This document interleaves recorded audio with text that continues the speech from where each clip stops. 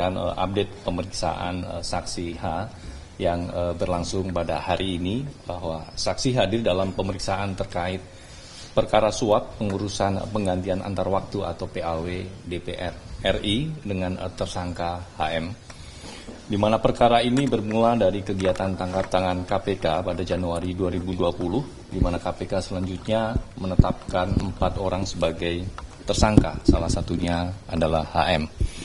Di mana sampai dengan saat ini HM masih berstatus sebagai DPO KPK.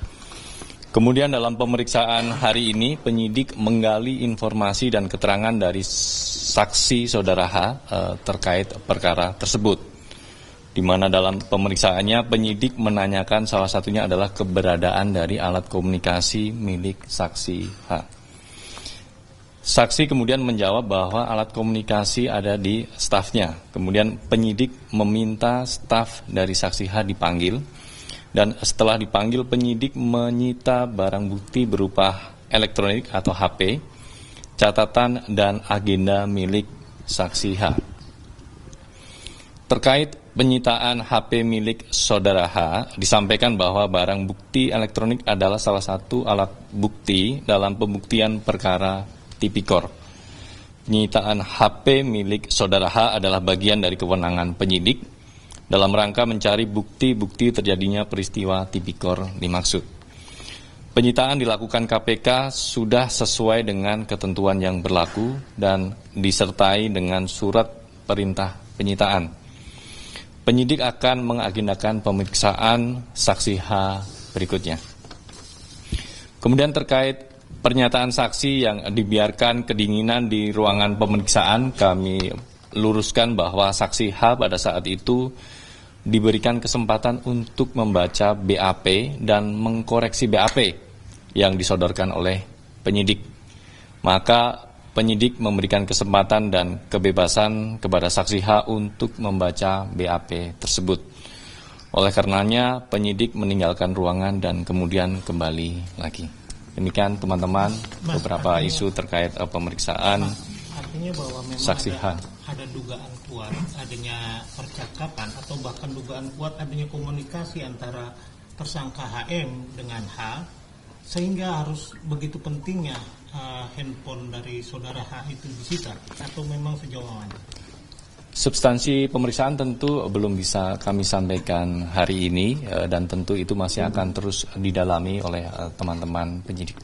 Mas, soal penggeledahan stafnya yang bernama Kusnadi itu kan disebutnya katanya Kusnadi kayak dijebak gitu ya Mas ya. Itu sebenarnya benar ada kayak gitu nggak sih Mas? Sesuai sama cerita sama pernyataan dari Mas Hasto. Tentu semua proses pemeriksaan di KPK sudah sesuai dengan mekanisme dan prosedurnya, termasuk ketika melakukan penyitaan alat komunikasi ataupun HP ya, sudah disertai dengan surat perintah penyitaan.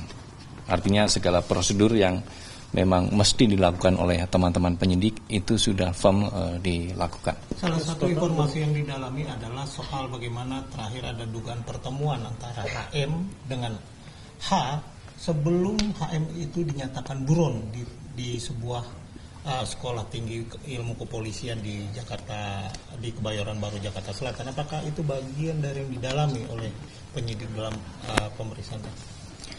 Itu masuk ke substansi pemeriksaan yang tentu belum bisa kami sampaikan hari ini. Mas, total berapa handphone sih Mas yang diambil penyidik?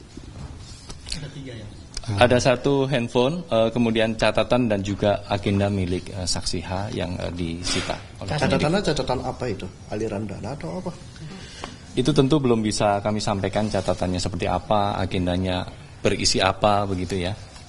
Tadi kan termasuk tasnya juga disita. Tas juga ya? Tadi kan pengakuannya tadi katanya suruh bawa tas sama HP, itu tasnya disita juga atau dia malah balik bawa 3 tas nih? Nanti kami akan cek kembali. Mas, tim hukum Hasto juga malam ini akan melaporkan ke Dewas KPK terkait penyitaan ponsel yang dilakukan di KPK. Tanggapan dari KPK seperti apa, Mas? Pelaporan terhadap Dewas tentu itu menjadi hak setiap masyarakat ya, begitu ketika mengetahui misalnya adanya dugaan pelanggaran etik sebagaimana kewenangan di Dewas. Tentu kami juga menghormati hal tersebut. Namun kami perlu pastikan bahwa setiap proses pemeriksaan sudah dilakukan sesuai dengan SOP dan mekanismenya. Emang malam-malam masih ada Dewas, Mas? Cukup ya teman-teman ya, udah ya. Oke, ya.